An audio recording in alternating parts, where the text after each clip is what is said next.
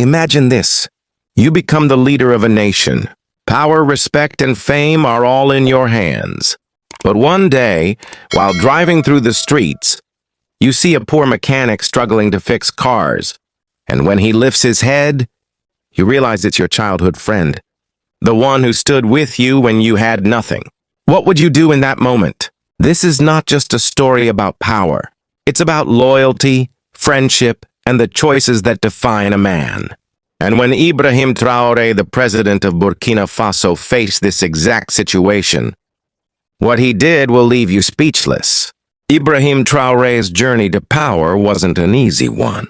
From a humble village boy to the president of Burkina Faso, every step of his life was a battle.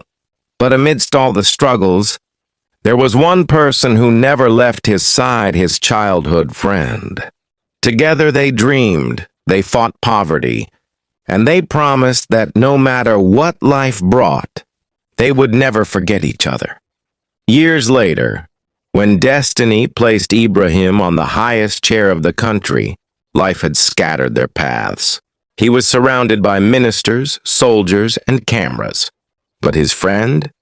Life had dragged him to the noisy streets, where grease and dust became his daily companion. And then came the day, the unexpected reunion.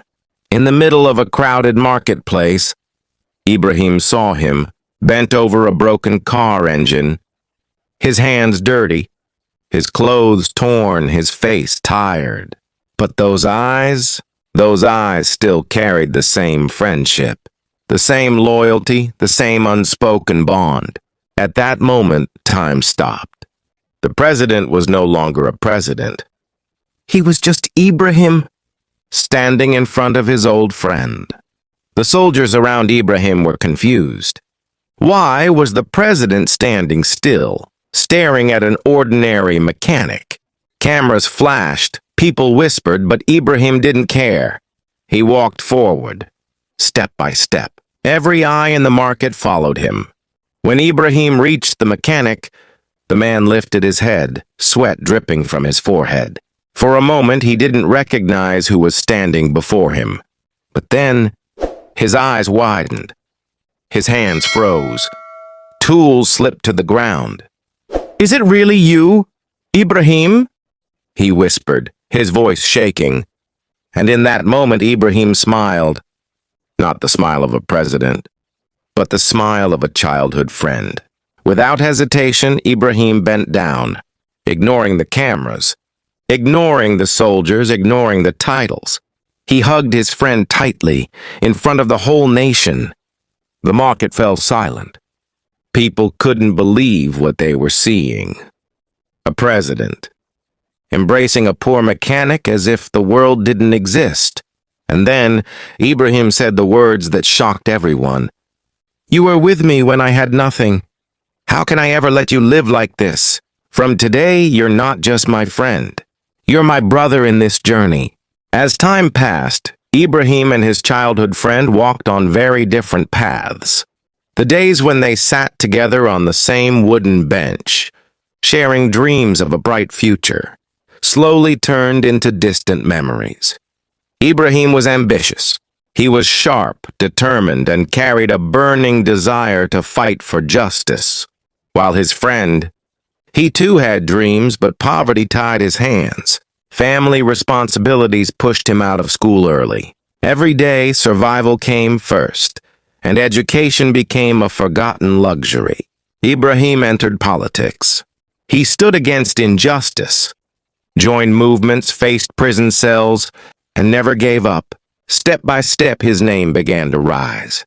Eventually, he became a voice of hope for the poor and a leader who dared to challenge the system. But his childhood friend's life was entirely different. He became a mechanic. Day after day, he worked in a small workshop, covered in grease and sweat, fixing cars just to make ends meet. Customers came, cars left, but deep inside he carried a silent pain. What if my life had been different? What if I had the same chance Ibrahim had? At night, when the world was quiet, he often thought of those school days. He remembered Ibrahim's laughter, his confidence, his fire. Does he even remember me? Does he know I still exist? Two paths, one leading to power and history, the other buried under the weight of poverty and forgotten dreams. Yet destiny has its own mysterious ways, and sometimes life finds a way to bring two distant worlds together again. One afternoon, Ibrahim's convoy was passing through a busy street in the city. People rushed out of their homes to see the man who had now become a symbol of hope. Cameras flashed, children waved, and the crowd shouted his name with pride. But then, amidst all the noise, Ibrahim's eyes caught something unusual. Across the street in a small workshop stood a man bent over the hood of an old car. His clothes were stained, his hands black with grease, and his face was worn by years of struggle. Something inside Ibrahim froze. That face, those eyes, they were familiar. For a moment, time stopped. The noise of the crowd faded, and all Ibrahim could hear was the pounding of his own heart. Is it really him? Could it be my childhood friend? Without hesitation, Ibrahim stepped out of his car.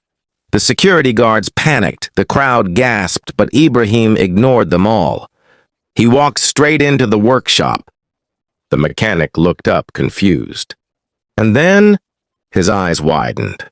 His greasy hands trembled as he whispered, "Ibrahim." Tears filled Ibrahim's eyes. He smiled and pulled his old friend into a tight embrace. The years, the distance, the struggles, everything melted away in that single moment. The crowd outside fell silent, watching in disbelief as their leader hugged a poor mechanic with genuine love. For Ibrahim, this wasn't just a reunion. It was destiny reminding him of the bond that no power, no wealth, and no hardship could ever erase. The crowd stood frozen, unable to believe what they were seeing. The president of Burkina Faso, a man with the weight of a nation on his shoulders, was hugging a poor mechanic as if he were his own brother. Ibrahim stepped back, holding his friend by the shoulders. His eyes searched the tired face before him. "Is it really you?" Ibrahim asked softly. His friend nodded, tears rolling down his cheeks. "Yes, it's me. Life has not been kind, but I survived." The workshop fell into silence.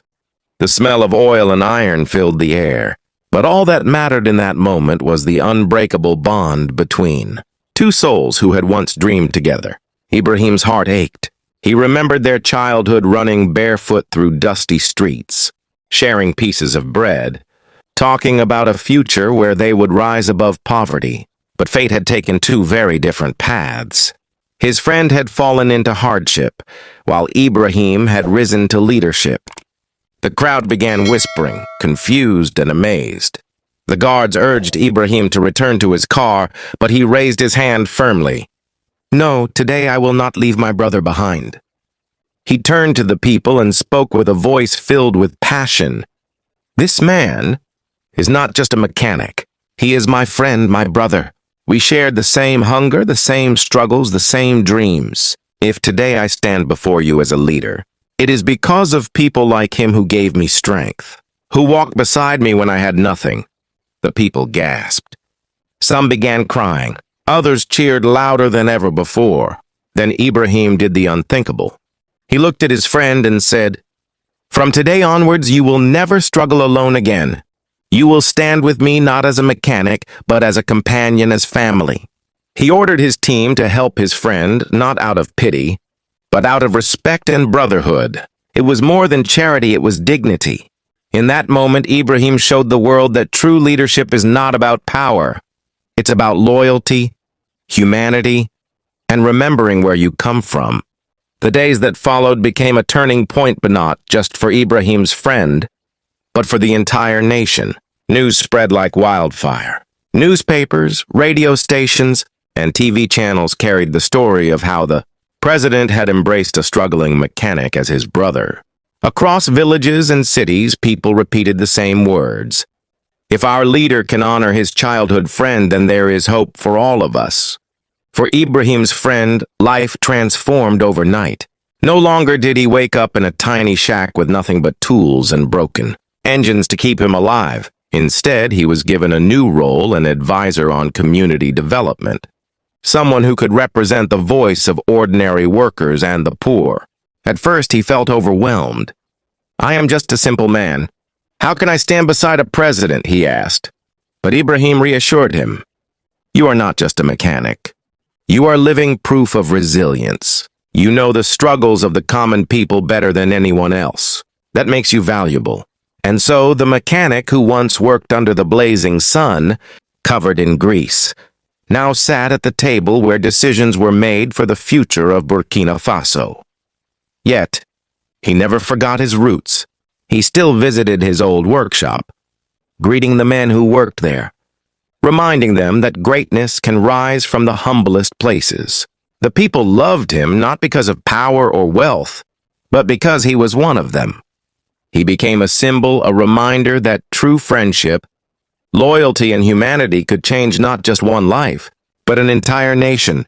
And through it all, he never stopped calling Ibrahim by the same name he used in their childhood. Not president, not excellency, just Ibrahim. It was a powerful reminder to the world. Greatness means nothing if you forget where you come from and who stood by you when you had nothing. The story of Ibrahim Traoré and his old friend is more than just a reunion.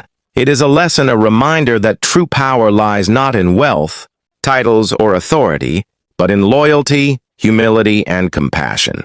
Think about it. Most leaders forget the people who once walked with them in the dark. But Ibrahim proved different. He showed the world that no matter how high you rise, you are never too great to honor those who stood by you in your lowest moments. His friend's life changed forever, but so did the lives of countless ordinary citizens who now believed. If a mechanic can be valued by a president, then each of us has worth no matter where we start. And maybe that's the biggest message of all. Never underestimate the people in your life. Never forget where you came from. And never allow power to make you blind to friendship and humanity. Because in the end, history does not remember the riches you held. It remembers the kindness you gave. So ask yourself today, if you become successful tomorrow, will you still recognize the people who once believed in you? Friends, this story is not just about friendship.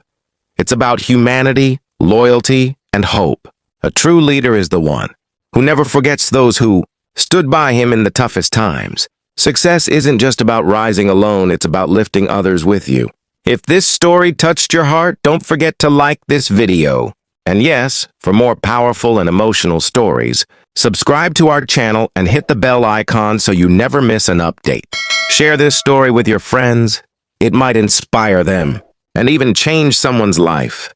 This is Stories Unveiled, where every hidden story finds its voice.